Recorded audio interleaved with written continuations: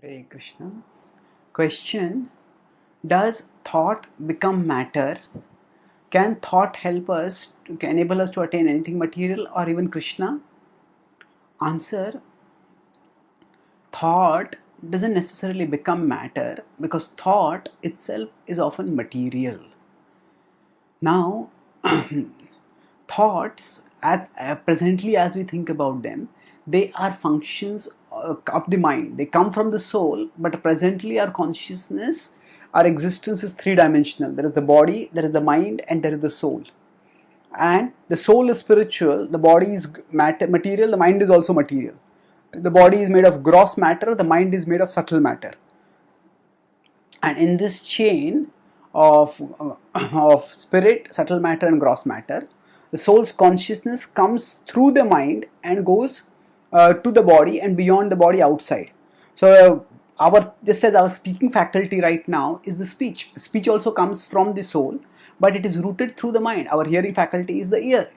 So it's not the ear that is hearing, it is the soul that is hearing, but the tool, that is the faculty that is used for it, is the ear. So similarly, a part of us, the part of our embodied condition which facilitates thinking, is the mind. And because at present the thoughts that we have are primarily rooted through the mind, so those thoughts are already material. So now, do thoughts materialize? Do thoughts become matter? What this means is, or thoughts become matter, this is usually used in the context that whatever we think about, that will become a reality. Yes, this is true with some provisos. It is not that everything that we think will necessarily become a reality. It is not that if we suddenly start thinking, I'm sitting on this chair and I will levitate and I will fly into the space. It's not that just by thinking like that I will be able to actually fly in the sky. No, there are certain physical limitations which we have, which we cannot overcome. We cannot swim underwater without any external equipment, just like say some underwater aquatic creatures can. So there are certain physical limitations. So it's not that everything that we think about will automatically materialize. At the same time, it is true that consistent, persistent thinking about something is important if we want to actualize it in our life. There is vision, and then there is purposeful action, and there is the transformation of vision into reality. So Srila Prabhupada, he said that when he was sharing Krishna consciousness all over the world, he had a vision to share Krishna consciousness all over the world. At that time he was practically alone, but still he had a vision that there are temples and there are devotees all over the world, and only time is separating us. Prabhupada said time is separating us, but Prabhupada did not just passively stay there.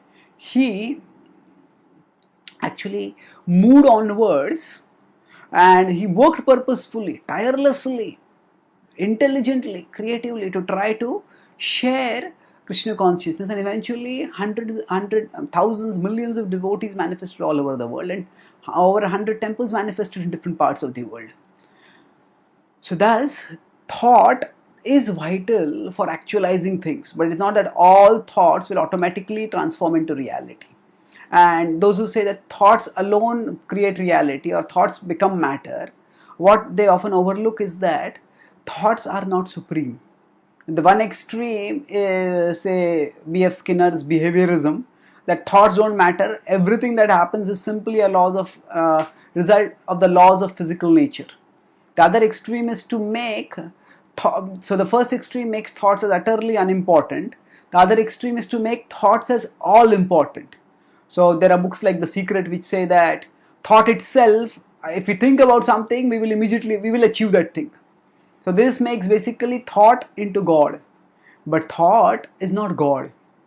Thought is meant to be used in the service of God. And so that's why one of the principles in the Bhagavad Gita, a central principle of bhakti, is to always think about Krishna.